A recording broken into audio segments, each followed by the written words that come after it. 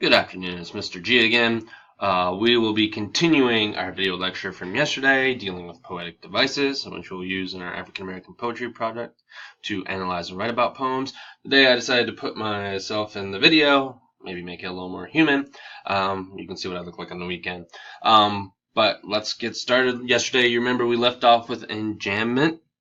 Remember we read the poems by Gwendolyn Brooks, We Real Cool, and of course the Love poem by Richard Brautigan. So now we'll continue on with our poetic devices.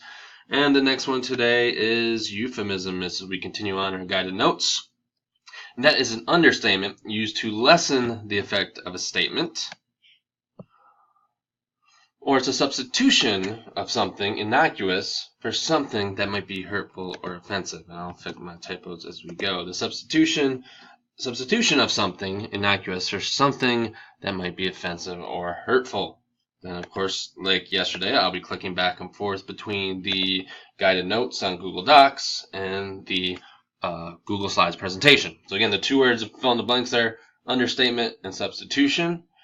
And some examples of euphemisms are saying someone passed away instead they died, correctional facility instead of saying jail or prison, sanitation engineer instead of saying garbage man, kick the bucket again instead of dying. We have lots of those because it's a hard thing to discuss. And then to get a quote from a literary quote where it's used, we get one from Othello, a Shakespearean play which we'll be reading after we complete this unit. And the quote from Othello is, "I am one, sir, that comes to tell you, your daughter and the Moor are now making the beast with two backs," which you may have heard that one before, and you can probably figure out what that is a euphemism for. Alright, continuing on, then we have extended metaphor.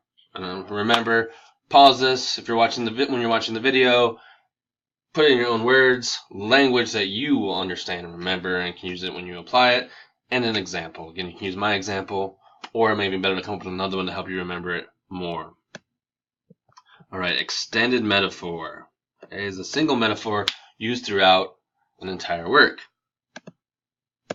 I'll correct some of my typos. Always important to proofread. Okay, extended metaphor. So, we all know what a metaphor is, correct? Comparison of two things. Now, an extended metaphor is continued on throughout an entire work, or at least through a stanza or a paragraph, or for more than just one quick comparison. We will watch a YouTube video here to give you a better idea of what extended metaphor is.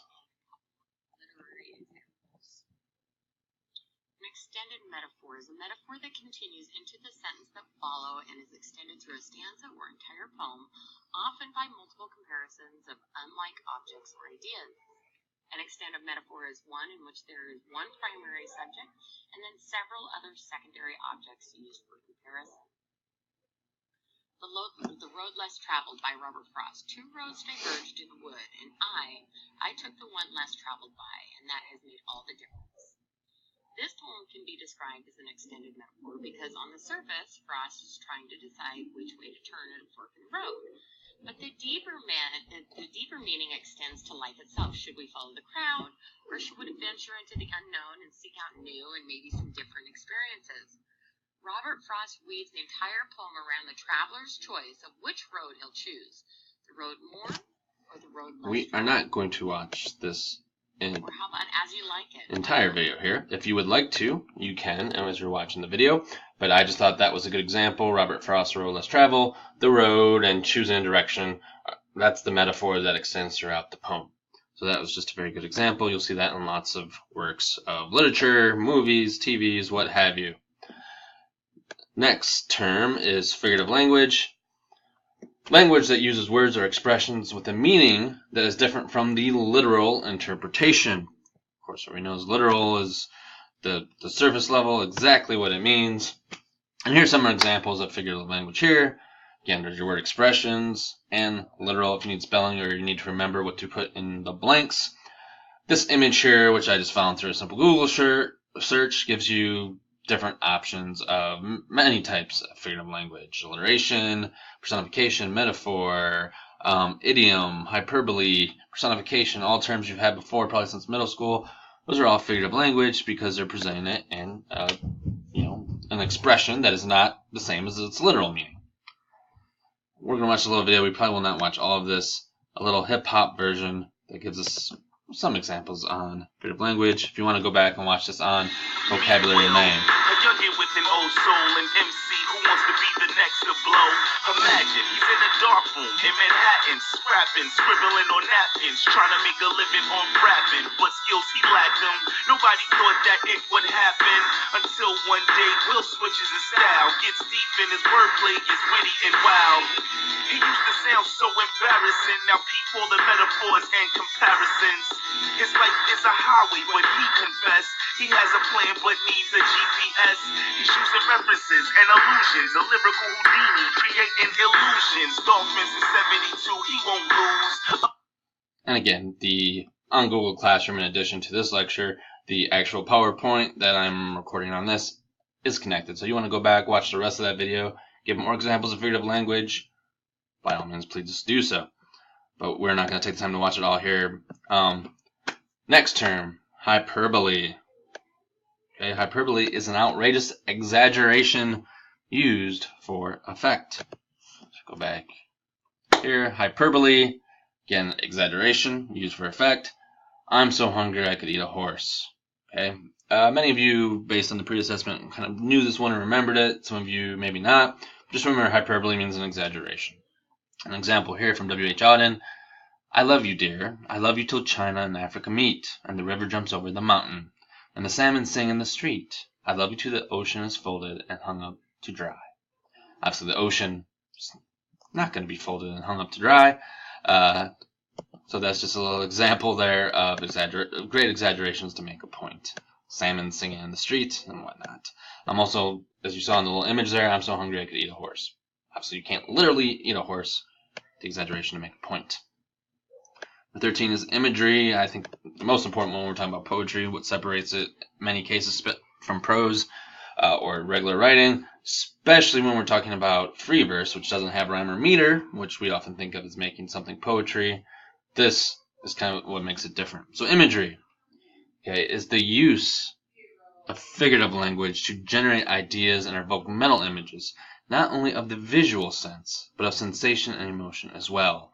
Word pictures. Okay, actually, it's not the use of figurative language. So figurative language is often how you create imagery, but the word should be here. It should be vivid, as we'll see when we get back to the slides. I apologize for that. But there's a correlation there. So imagery uses vivid language to create word pictures in our minds. Okay, we'll watch part of a video here. Again, I encourage you to go back and watch this in its entirety. But you'll get some sense here during the lecture of how these images that the writer uses creates visual images. As this video here, they take the poem by Bob Kaufman and actually place images, visual images, to go with the word pictures, the imagery. Whole of me. It's an unfurnished room. Unfurnished room. Escaping a gasp to nowhere. Before completely ejected mirrors, I shot myself with my eyes. But death refused my advances. I have walked to my walls each night through strange landscapes in my head. I have brushed my teeth with orange peel, ice, with cold blood from my dripping faucets. My face is covered with maps. Okay, so Kaufman's words. Bob Kaufman may be one of the poets that we do discuss this image. He is African American. He was part of the Beat Generation, a poetical movement that actually didn't have that many African Americans involved directly. He was one of the few, but was greatly inspired by jazz and African American culture. Moving on to irony, which is a contradictory statement or situation to reveal a reality, different from what appears to be true. Okay, we talked about irony earlier this year. And again, it's just a statement that, in this case, here's some situational irony. There's different kinds, which we talked about. The fire station burned down, the lifeguard drowned, the desert was as cool as a bed of burning coals. This is more from a poem, right? The desert was as cool as a bed of burning coals. Again, that's not cool at all, so that's irony, but it's showing how hot it was. So it's something, we see situational irony in horror movies all the time. We know the killer's behind the door, so we tell the person not to go in there. And often in poetry, they'll make an ironic statement to make a point to draw attention to it. We'll discuss that more detailed, and we'll look for examples of that through the poetry we'll be reading. 15th line, unit of language in which a poem is divided. Okay, now this can often mean, so when you're writing or analyzing poems, you may often refer to a certain line. The line often means, as you can see what is highlighted here in yellow, might often mean exactly, one line. It's on the line and then it ends and it breaks off. Or sometimes we mean, besides the actual physical line as it's written on the page here, we might also be talking about one logical statement, as this might be considered a whole line from Javon Johnson here. Don't like the fact that he learned to hide from the cops before he knew how to read. Angrier than his survival depends more on his ability to deal with the authorities than it does with his own literacy. So we may refer to that to a line, or you could just refer to one piece. It depends on the situation, and your readers will know what they're talking about. Metaphor, everyone knows a comparison between two things. Here, direct comparison, you're going to fill in there. Let's see what we have in the slides for metaphor. I believe this is a review. Everybody's pretty solid on what metaphor means. Hold fast to dreams, for if dreams die like a broken winged bird that cannot fly, from Langston Hughes, who would definitely fit into this project. And again, he's comparing a life without dreams to a broken winged bird. It's not working, it's not good, it's crashing. Mood. In mood, we review now and again because people often confuse it with tone. There is a difference. So mood is creating certain feelings or vibes in readers through words and descriptions. So mood we're definitely going to take a look at because that seems to be one that people confuse with tone, sometimes have different difficulty differentiating. Here's an example, a poem called Deadly Winter here. Okay, and it says, barren branches pierce the sky, chattering in the shivering breeze. The clouds hold captive rays of the gloomy sunshine, blades of grass brown and tattered from frost-sharp fingernails.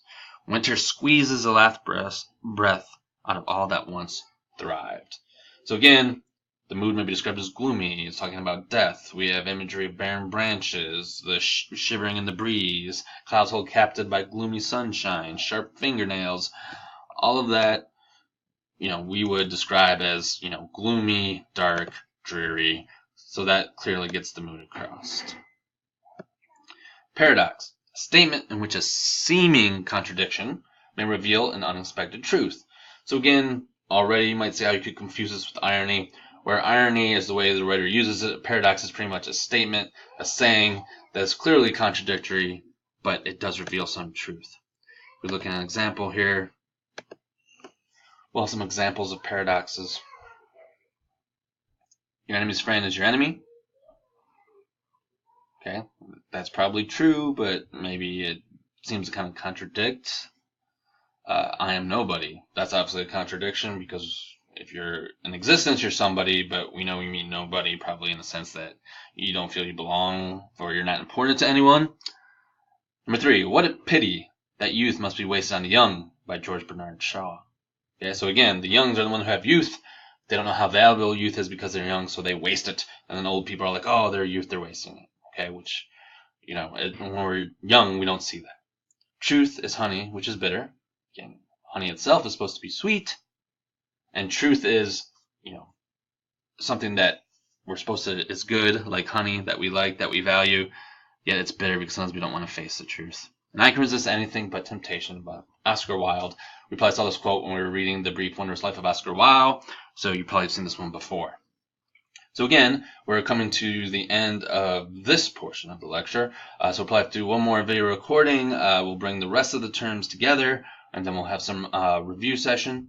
So right now, I'm going to go ahead and sign off. Go back, watch this portion again, use the PowerPoint if you want, fill out that section of the guided notes, and then we will finish very shortly in the future. Have a good day.